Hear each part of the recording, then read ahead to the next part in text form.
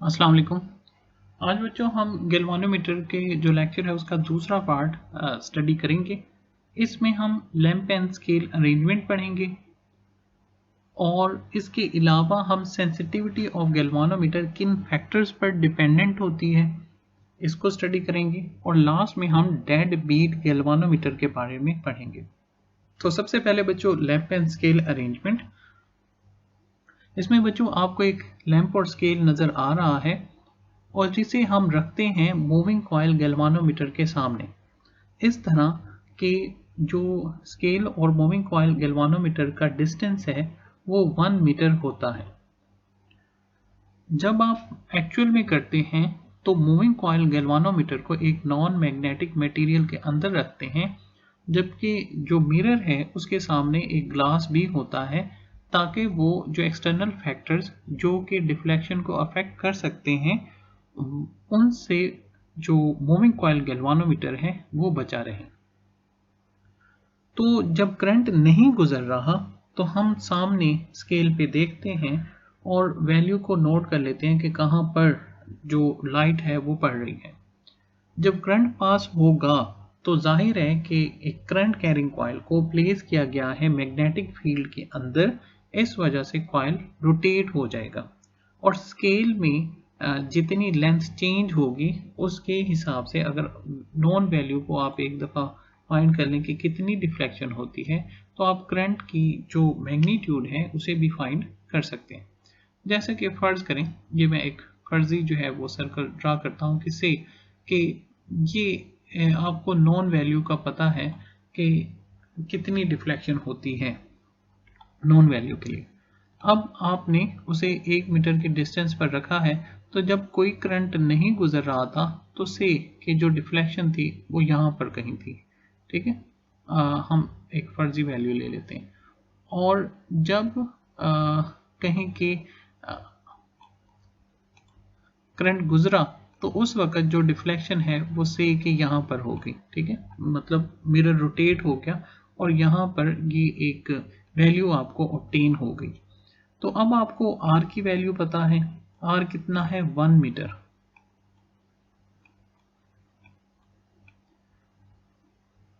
आपको arc length पता है जिसे हम S कहते हैं, जो कि आप स्केल से देखकर बता लेंगे कि पहले वैल्यू कहाँ पर थी और अब कहाँ पर है।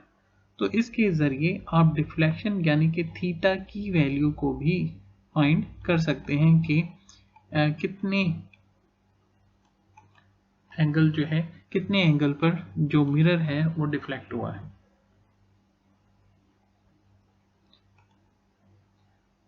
नेक्स्ट बच्चों हम sensitivity of moving coil galvanometer की बात करेंगे। तो इसमें जो इन जनरल डेफिनेशन है वो ये है कि सेंसिटिविटी ऑफ गैल्वानोमीटर ये एक्चुअल में रेशियो है of a change in deflection of galvanometer to the change in current in the coil.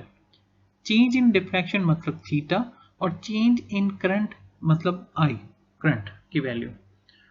अब आपको याद हो हमने एक रिलेशन लिखा था deflecting torque is equal to torsional couple, वो वैल्यू आई थी C theta is equal to N I B A. अब हम दोनों वैल्यूज को कंपेयर करते हैं तो वैल्यू आ जाती है theta over I is equal to N B A over C. तो थीटा ओवर आई को ये जो रेशियो आई है इसे करंट सेंसिटिविटी कहते हैं। समटाइम्स वोल्टेज सेंसिटिविटी भी यूज की जाती है या उसमें लिखा जाता है। तो वोल्टेज सेंसिटिविटी इसी ही वैल्यू से फाइंड की जाती है, लेकिन उसमें आपको रेजिस्टेंस ऑफ द कॉइल भी पता होना चाहिए क्योंकि नीचे वोल्टेज लिखने के लिए थीटा ओवर वी लिखने के लिए आपको पता है आई के साथ आर भी आना चाहिए। तो जब आप लेफ्ट साइड पे आर करंट के लिए लिखेंगे तो आपको राइट साइड पे भी आर यानी कि रेजिस्टेंस ऑफ द कॉइल लिखनी पड़ेगी।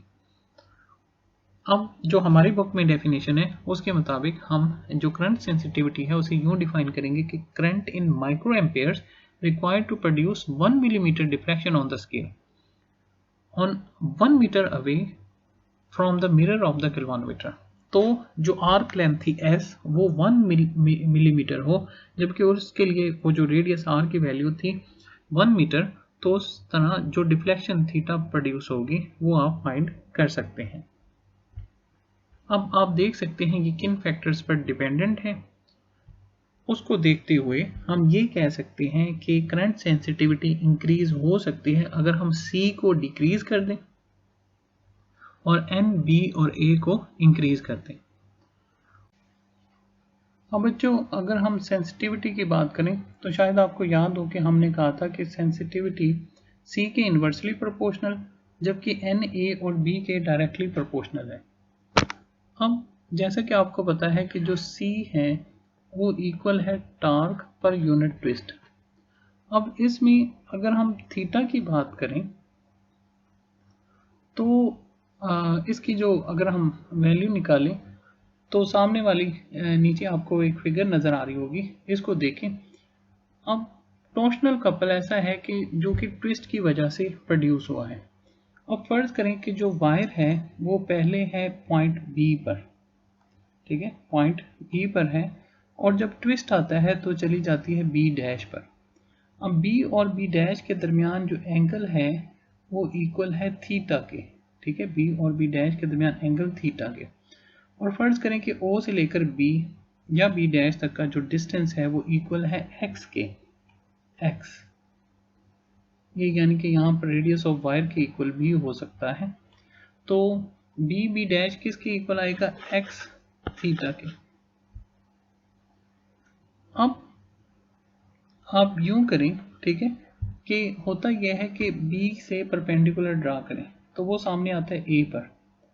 अब अगर आप ए और बी डैश का एंगल लें, ठीक है, यानी कि ए का बी ए बी डैश वाला एंगल लें तो ये इक्वल आता है फाई के और बी से लेकर ए तक का जो परपेंडिकुलर डिस्टेंस है वो इक्वल है लेंथ ऑफ वायर एल के।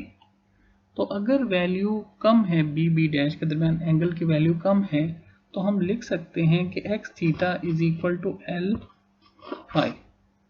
ये बिल्कुल ऐसे ही है जैसे हम लिखते हैं S is equal to R theta. अब X theta is equal to L phi के। अब यहां से अगर आप थीटा की वैल्यू निकालें तो वो आ जाएंगे एल फाई ओवर एक्स।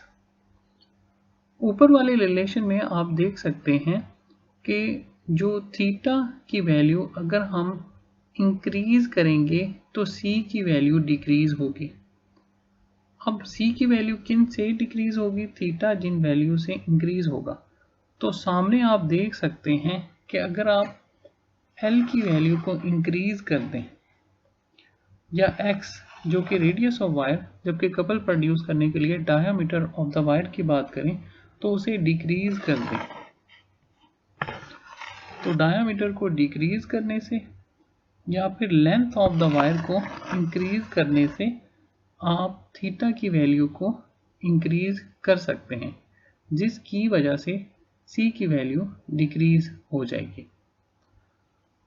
लेकिन ये भी याद रखिएगा कि आप एक ख़ास लिमिट के से ज़्यादा एल की वैल्यू को इंक्रीज नहीं कर सकते क्योंकि आपने एक ख़ास जो है अपरेटस के अंदर कॉइल को सस्पेंड करना है, जबकि डायामीटर ऑफ द वायर को भी एक ख़ास हद से थिन नहीं कर सकते क्योंकि उसने कॉइल के वेट को सपोर्ट करना है। अब अगर नंबर ऑफ टर्न्स और एरिया ऑफ द कॉइल की बात करें तो इसे भी इंक्रीज किया जा सकता है, लेकिन वही एक लिमिट के अंदर कि कहीं ऐसा ना हो कि जिस स्ट्रिंग के साथ वो सस्पेंडेड हैं वो वेट ऑफ द कॉइल वो स्ट्रिंग उसे सपोर्ट ही ना कर सके एन और ए की वैल्यू को इंक्रीज करने की वजह से। अब इसी तरह जो magnetic field of the wire है उसे इंक्रीज करने से भी सेंसिटिविटी को इंक्रीज किया जा सकता है और ये एक ऐसा फैक्टर है जिसे मतलब हम इजीली कंपैरेटिवली बाकियों के इंक्रीज कर सकते हैं क्योंकि बाकियों से जो कॉइल है उसके साइज पे ज़्यादा इफेक्ट पड़ सकता है। डेड बीट गैल्वानोमीटर के बारे में देखेंगे। होता यह है कि जब नीडल करंट की वजह से वाइब्रेट करती है तो वो जल्दी रेस्ट में नहीं आती क्योंकि जाहिर है कि इलास्टिसिटी की वजह से।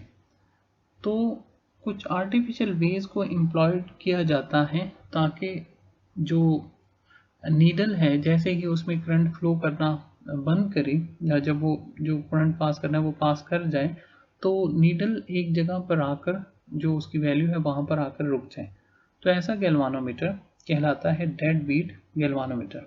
ज़्यादातर जो एडी करंट्स हैं उसका फिनोमिना यूज़ किया जाता है डेड बीट गैल्वानोमीटर बनाने के लिए।